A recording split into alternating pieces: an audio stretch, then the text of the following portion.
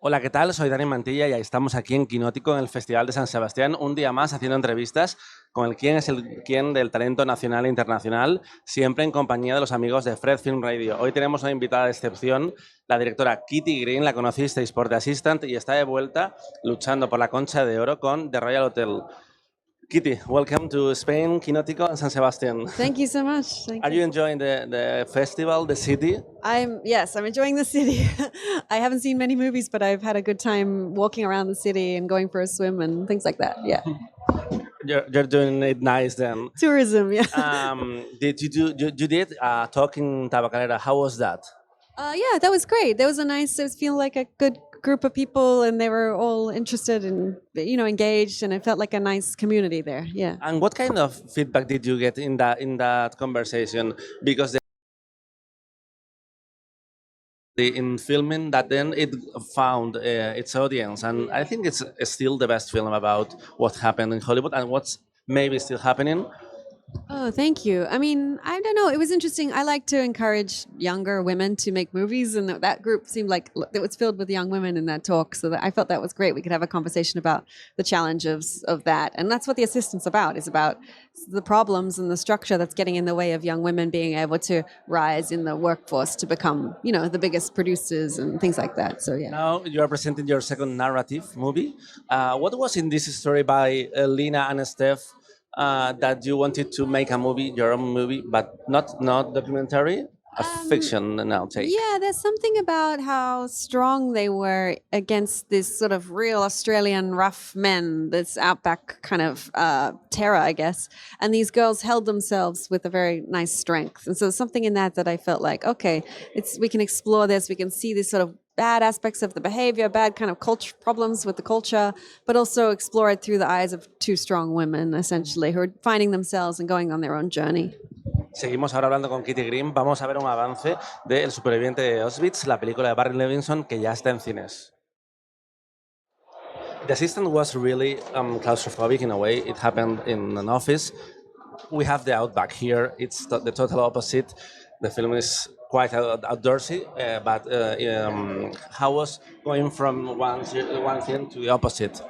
I haven't thought about it that way, but that's a nice way to put it. Thank you. I'm going to use that. But yeah, it is a very vast landscape, Australia, but lots of space, really. But really, there's something terrifying in how empty it is and how isolated they are, and that's where you find fear. So it was very different set of circumstances, but they both induce like a similar kind of fear in the character and tension in the characters, essentially. It's really interesting because there's nothing happening, and at the same time, anything could happen. Yeah, exactly. Well, it's all about the threat of what could happen. And so it's looking at these small things and thinking, like microaggressions, we call them, but is that a joke? Is that a threat? Yeah. Is he going to kill me, or is he just making jokes? So it's like the film exists on that line. It dances on that line without crossing it, essentially. I love how you approach that kind of microaggression, of even aggression in your films. Do you think you were sure about talking about the way women perceive violence directly, indirectly? Like we are now, like it's the normal thing. I mean, hopefully this film is trying to get women to say no early on. So if they sense it, they can say no and stand up for themselves. So it never has to ever get to that level where it is violent. You know what I mean? We're trying to prevent it from escalating. So to me, that's really important as a step. Rather than showing the violence, we don't need to see it anymore. We know what it looks like. It's trying to say no quicker and earlier. Yeah. And if you show it all the time, it's like, it's the normal thing. You normalize it. Exactly, and that's what we're trying to do. It's not good. Yeah. I wanted to ask you about the social dynamics of alcohol in the movie, because I think it's something that all of us have internalized in one way or another. For example, I don't really drink, and people always have an opinion about that.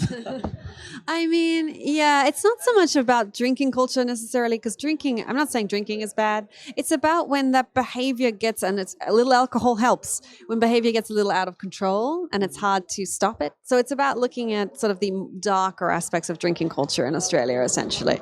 I know that Hesire has asked you about that in the press conference, but last night when we were commenting your film, all of us journalists were talking about how you do in a way horror. In The Assistant here, do you see yourself doing a film like that, or Do you like to use elements of the genre, but doing your own thing? I think so. I mean, I'm looking at working. The problem with things like horror is they're often very violent and they're often very explicitly violent and exploitative and problematic. And I'm trying to sort of shift that by exploring things I think are interesting in a more of a delicate way, I guess, you know? You say that the Royal Hotel is like a metaphor for patriarchy. Oh yeah, for sure. In some ways, yeah. But it's the film's doing more than just sort of tearing apart the patriarchy. It's looking at again like little moments of little cultural moments, I guess, in some ways. We don't want to spoil too much about Exactly. it. People has to watch the movie. It's a really well. I was going to say joyful, but not like Yeah. in a literal way. But No, yeah, it's yeah. a movie you like to watch. At least Yeah, I did. I think so, and I think it's a movie that my crew like to watch again and again. I feel like it's sort of the movie where you can kind of enjoy it, but it does get pretty dark and pretty heavy towards the back. And yeah. did you enjoy doing things like the ending, for example, like where you can go, let go? Yeah, a little. It was nice and cathartic to kind of explode and blow things up and have some fun, and yeah. So yeah, it was good. It's a pity that we can't have Julia Garner. Well, also Jessica, of course, but Julia is like your partner right now Yeah. in crime. What means Julia for you professionally?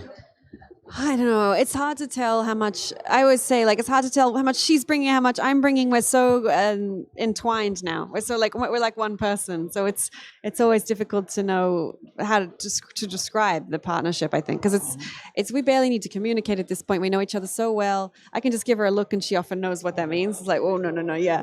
So it works in a different way. So it's very special connection. That's for sure. The original story happened in Australia. Did you go there to inspire to see how is the outback in the flesh? I've been before. I'm Australian, and my granddad actually owned a pub like the pub in the film. So I've got connections to it. I knew the world. I also have a co-writer who had lived in regional Australia a lot, so he brought another aspect of it. But definitely, when we were scouting, we spent a lot of time in Australia to make the movie. That's for sure. Yeah.